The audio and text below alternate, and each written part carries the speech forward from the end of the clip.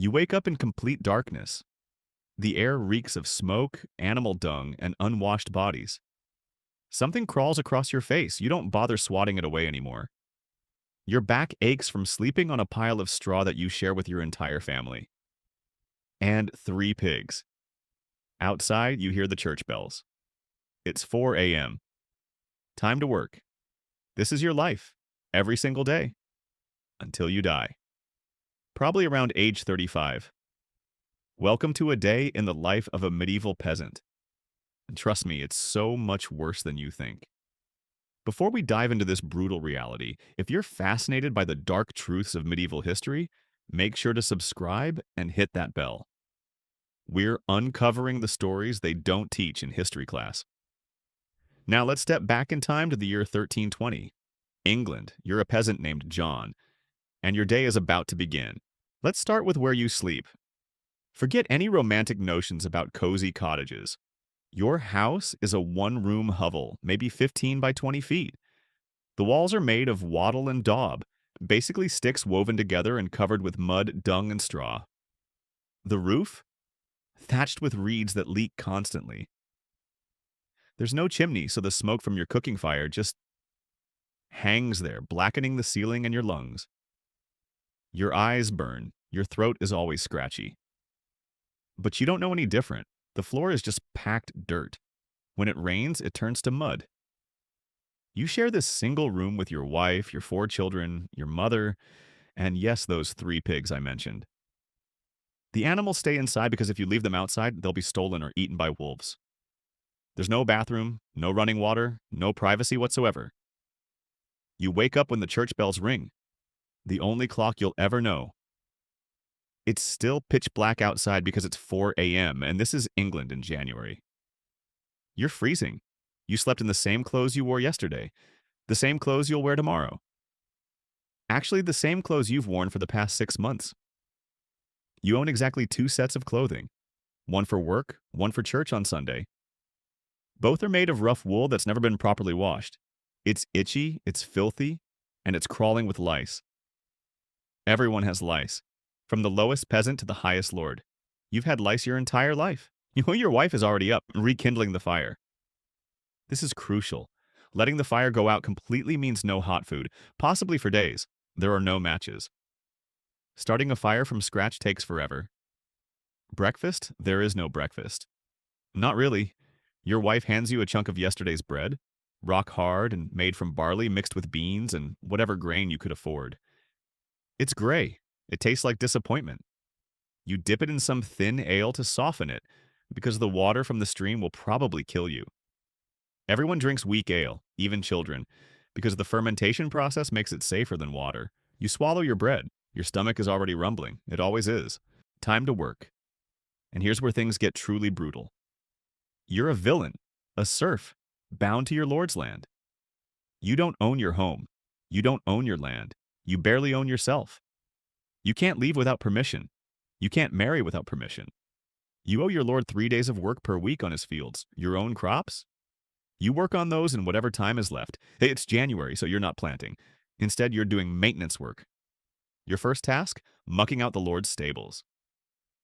You trudge through the freezing pre-dawn darkness to the manor house. The lord's stables are warmer than your house. You shovel horse manure for 3 hours, your hands so cold you can barely feel them. You're not given gloves. You don't own gloves.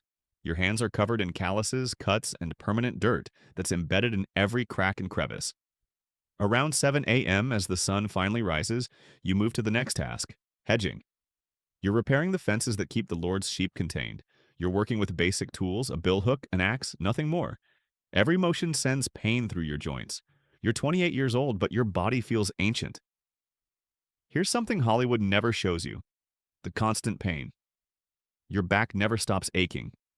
Your hands are arthritic from years of manual labor. You have a tooth that's been rotting for 2 years. It throbs with every heartbeat. There is no dentist. There is no pain relief. You just live with it. By 10 a.m., you're sent to the woods to collect firewood for the manor. This is actually dangerous. The forest belongs to the Lord, and if you take too much wood, or if you're caught hunting deer, even a rabbit, you could be hanged. The forest laws are insane. The wildlife belongs to the nobility, not to starving peasants.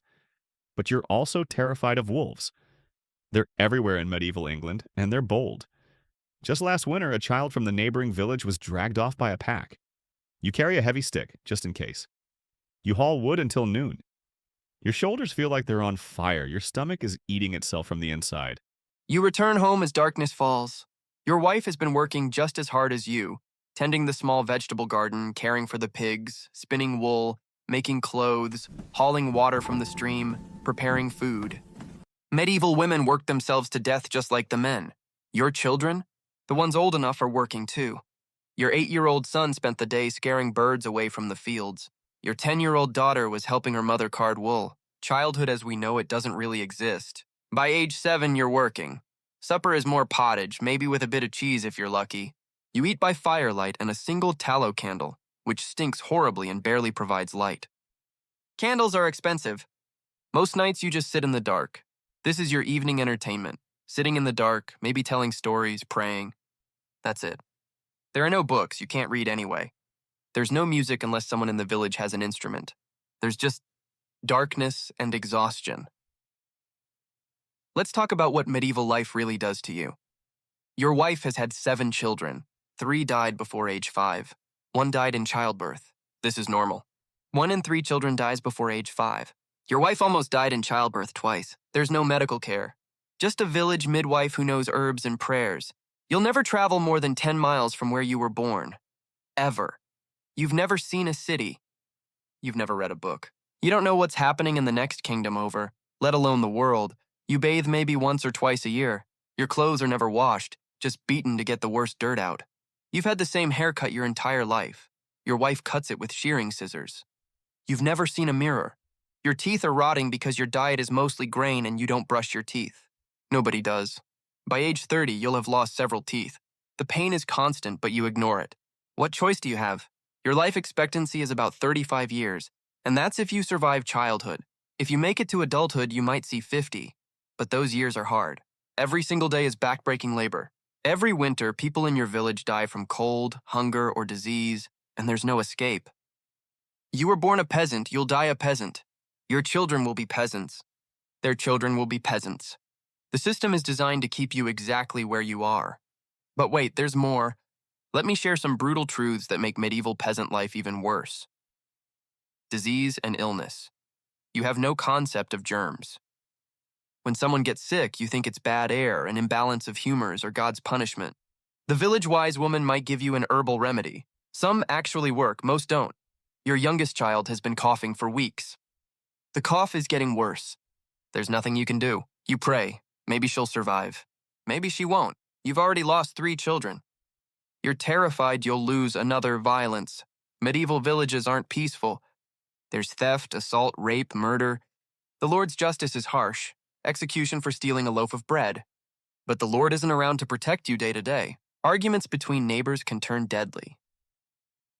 Last summer, your neighbor accused you of moving the boundary stones between your fields. You almost came to blows. The village court sided with you, but now there's a grudge. He might burn your crops. You might have to retaliate. Violence is always simmering beneath the surface. Warfare. And then there's war. You're England in 1320, which means you're between the Scottish wars. When war comes, armies trample your fields, steal your food, burn your village. Soldiers, on both sides, rape women, murder men, and leave destruction in their wake. Even worse, you might be conscripted. Forced to fight. Given a rusty spear and told to march hundreds of miles to kill people you've never met, for reasons you don't understand. In a war that benefits lords and kings, but never you. The church. And let's talk about the church. You're devout because you're terrified. Hell is real to you. The priest tells you that your suffering on earth is God's plan, that if you work hard, obey your Lord, and pay your tithes, you'll be rewarded in heaven. But heaven is the only hope you have. This life is hell. The next one has to be better. It has to be. The worst part? You don't even know it could be different. You've never imagined a life where you have enough food, where you're warm, where you're not in pain, where you have choices. This is just life. The way it's always been. The way it will always be. As you lie down on your pile of straw that night, your body screaming with exhaustion, you don't think about how unfair it all is. You don't dream of revolution or change. You think about tomorrow. about the work you have to do, about whether the pottage will stretch another day, about whether your daughter's cough will get better. You close your eyes. The pigs snuffle in the corner. Your children sleep pressed against you for warmth. Your wife's breathing is soft beside you. And tomorrow, you'll wake up at 4 a.m. and do it all over again. This was the reality for 90% of medieval people. Not knights in shining armor. Not ladies in castles. Not romantic peasants dancing around maypoles. Just brutal, grinding, endless survival.